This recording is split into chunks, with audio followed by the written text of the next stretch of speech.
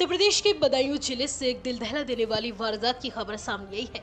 यहाँ एक पति ने अपनी पत्नी की सिर्फ इसलिए हत्या कर दी क्योंकि वह उसे ताने मारा करती थी। दोनों की शादी को 4 साल का वक्त गुजर गया था, लेकिन उनके कोई औलाद नहीं थी। पत्नी इसका जिम्मेदार अपने पति को ही मानती थी और उसे प्रेग्नेंट न कर पाने का ताना दिया करती थी। बस इसी बात से खुन्नस खाकर पति ने गूगल पर पत्नी को मारने के तरीके ढूंढने शुरू किए और फिर एक खौफनाक वारदात को अंजाम दे डाला। इसके लिए पति ने एक सॉलिड कहानी भी तैयार की, लेकिन वह पुलिस के आगे न चल सकी और 24 घंटे के अंदर ही पुलिस ने इस पूरी वारदात का खुलासा कर दिया। दरअसल मंगलवार की सुबह उझानी कोतवाली पुलिस को सूचना मिली कि एक महिला की हत्या करके उससे 42,000 रुपए लूटे गए हैं। सूचना महिला के पति सरताज ने ही दी थी। सरताज का कहना था कि 4 बदमाशों ने इस घटना को अंजाम दिया है। सरताज को भी हल्की चोटें हाथों में आई थी। पुलिस ने सरताज का इलाज कराया। सरताज ने पुलिस को कहानी सुनाई कि वह दिल्ली से अपने घर के लिए बस में सवार हुए थे। तड़के सुबह बस से उतरने के बाद अपने गांव मानपुर जा रहे थे। उसने रास्ते में बदमाशों द्वारा पत्नी की हत्या करने और खुद के घायल होने की सूचना पुलिस को दी।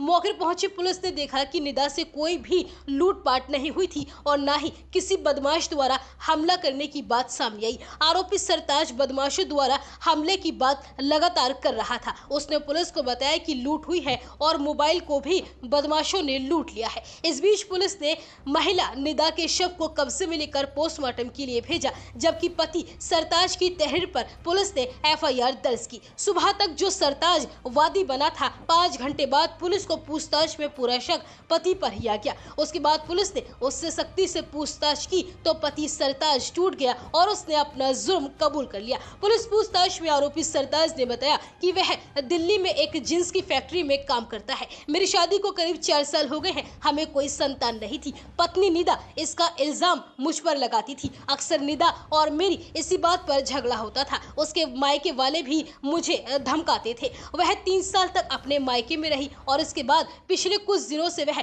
दिल्ली में मेरे साथ रहने लगी थी। वहां भी हम लोगों का अक्सर झगड़ा होता रहता था, इसलिए मैंने उसकी हत्या करने की ही साजिश रची। पूछताछ में आगे सरताज ने पुलिस को बताया कि निदा उसे रोजाना ताने देती थी कि उससे एक बच्चा पैदा नहीं किया जा रहा। निदा ने उसे बेइज्जत करने में कोई कसर नहीं छोड़ रखी थी। धमकी देती थी कि वह उसे और उसके परिवार वालों को जेल भेजवा देगी। इसके लिए वह बेहद गंदे शब्दों का प्रयोग करती थी। जबकि शादी के बाद 3 साल तक तो वह अपने मायके में रही। इसके साथ महज पिछले 1 साल से वह दिल्ली में रघुवीर नगर में रह रही थी। इतना ही नहीं, उसके परिवार वाले भी उसे अपमानित किया करते थे। सरताज ने बताया कि सोमवार रात 10 बजे मैं और निदा दिल्ली से रोडवेज बस में बैठकर बदायूं के लिए रवाना हुए। इससे पहले ही दिल्ली से उसने एक स्टील का चाकू और सर्जिकल दस्ताना खरीद लिया था। रास्ते में चुपचाप निदा का मोबाइल उसके पर्स से निकालकर बस में ही फेंक दिया और बस से उतरने के बाद मंगलवार सुबह करीब 4 बजे